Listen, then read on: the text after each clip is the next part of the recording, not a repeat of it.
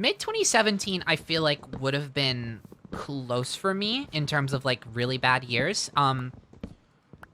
Uh, but honestly, like there was some bad shit happening to me in mid-2017. But the positive thing about mid-2017 is that I had actually a lot of positivity in areas that I don't currently have right now that like really helped balance it out. Like physically, I was probably the best I have ever been. I was like healthy. I like was just like I was at a weight that I was proud of. I just really felt good about myself on like a physical level, in a way that I just have not experienced before or since, at least not consciously. Um, and there was some other good stuff going on, like like this might sound like. I mean, no, it's not gonna like it is what it is. You get joy from wherever you get it from. So I'll just be honest. Like 2017, year the Switch came out and had some pretty solid games all throughout the year, and that year was great for a passion and hobby and career supporter that I really care about. I love games a ton, so that was like the fact that 2017 was so fucking good for video games really reflected on my general the general tone of the year for me. At least in a small part, but still an important part. Yeah, it feels good being honest about that. That's like, it like I'm tempted to say it sounds kind of silly, but like I mean, it's whatever, you get joy where you can get joy from. At the end of the day, I don't think anyone should be fucking ridiculed or made to feel ridiculous for just fucking getting by, however they can. Hold on, now when did sending Penny to Ireland come into play? I think I missed where that conversation went. This is a dangerous place to build a house, although that might be exactly what I'm looking for at the end of the day. It's not. I'm definitely looking to live as long as possible. What's wrong with me and these things? 2019 was a lot for me. I got my first job, which was in politics and full-time, plus got a beautiful apartment in walking distance of everywhere after moving out. Got a job at a yarn store that I love and am passionate about. 2020 was hard, but rewarding. Fuck yeah, that sounds awesome. That sounds like, I mean, I'm sure you had, everyone has. A year is a long time. A lot can happen in a year. I'm sure you had struggles, but holy shit, that sounds like a lot of positive developments for a year, and I'm proud of you. I'm hoping this year will be that for me. I feel really hopeful. It's so funny because like honestly, if you had asked me like beginning of 2019, end of 2018, if I by this point would ever feel as hopeful as I do right now, I probably would have told you no.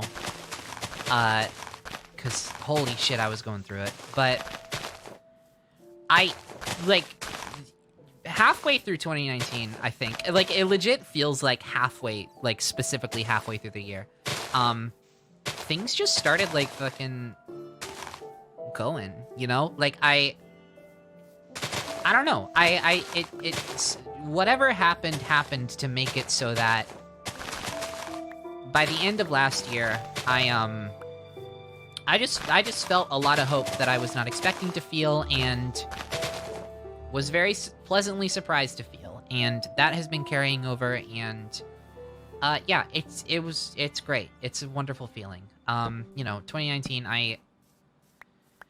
oh god, I established, I continued to establish a better name for myself in terms of like my career and projects. Real-time fandom continues to just fly past my expectations for where it would ever go. Stuff like that really continues to be so important and valuable to me. And like on top of that, I managed to establish one of the most emotionally satisfying and mature relationships I have ever had. And that really really means a lot to me at this point. Because I didn't realize how good things could be. Especially when it came to relationships. Why does it keep minimizing like that? Especially when it comes to relationships. I for a while, I just did not really have any sort of, like, I didn't have any sort of reference point for, like, a good relationship with, with people who, like, truly give a shit about you in a way that is not shallow and conditional. Well, I can't say I didn't have a reference, but I had put myself in a situation where that reference point, the reference points I did have once were so far removed, and I was so steeped in, like, just horrible toxicity of both my own making and the making of just, like, group dynamics that were extremely unhealthy. And I don't know. It really, really discouraged me in the realm of, like, interpersonal relationships. And not only since then have I developed, like, stronger connections with people who, like, genuinely just, like, give a shit about me as a person, and, you know, while they appreciate when I do give back and expect me to, just because they know that's the kind of person I am and am trying to be, like, it like, there's no, like, quota for, like, how much they will allow themselves to give a shit about me, based on how much I give back in return, which is wild. Like, well, it's not wild to me now, it's just, like, fucking normal to me now, but, like, for a while it was, like, unspeakably weird and, like, unprecedented, and I really, really, really needed it so much earlier. But I'm just happy I have it at all. And then, of course, there's Marble, which, you know, I've only really had a go at, like, a couple romantic relationships. You know, I honestly, to the point where I only consider, like, I consider my attempts on that front at, like, 1.5. But anyhow, that's not to disparage anyone in particular. It's just, you know, what happened.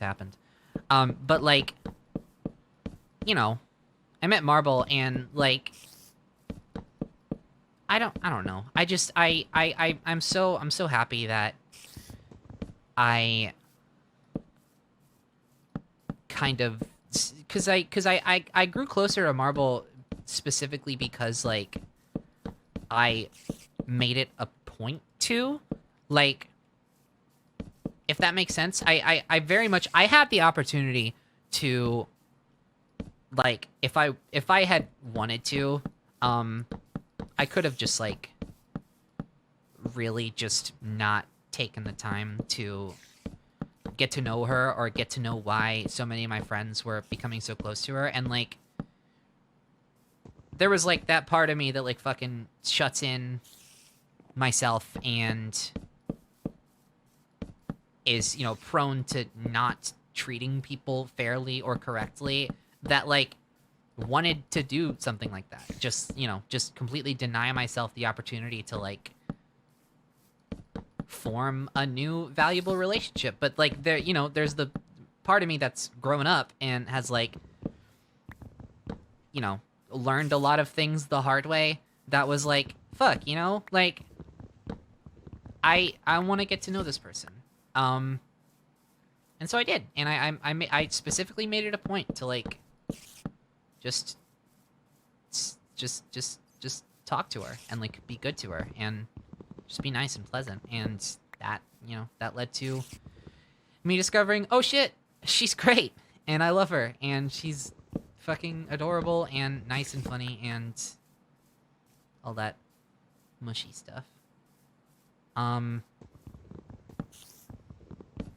like, you know, since then, that, you know, that just turned into the just thus far, the most valuable romantic relationship I've ever had. Not to say I have experience out the wazoo with that, but like, I don't know. I just it's so different, you know. It's so different than the worst of what I've experienced in the past. Again, both because of my own doing and others. I am never ever blameless, but it's just nice. I guess that's it. You know, that's what I'm getting at, is that shit's nice right now, and that's great. Like, that is such a good feeling, because for a while shit wasn't nice, and I was worried that it wouldn't be nice again for a long time. But things are getting better, and things aren't perfect. Of course, they never are. There's always shit that's like that sucks, especially on a larger scale. But like, yeah, like I said, I have a lot of hope right now, and that's nice. And now I feel like if I stop talking about this, then like there's gonna be like this deflation of momentum, because this is a kind of talk that can only go one way, you know? Like once you start getting into deep talk, you are in deep talk, and like only a jarring distraction will lead you away. Glad you're all enjoying the vibes. I'm enjoying this. I always get into the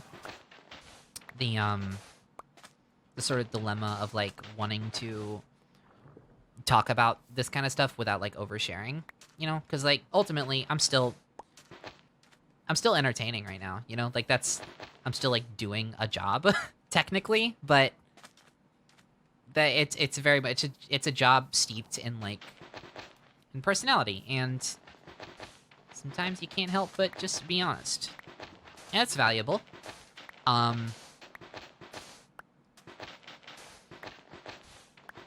Just gotta find a balance between like being genuine, you know, because I never want to be disingenuous. You know, I never want to be performative in the sake that I'm lying or I'm putting up a front like I don't have depth. Because, you know, it's also, while it is important to establish boundaries, it's also important to reinforce humanity and reinforce individuality and experience. So it's an interesting balance to strike.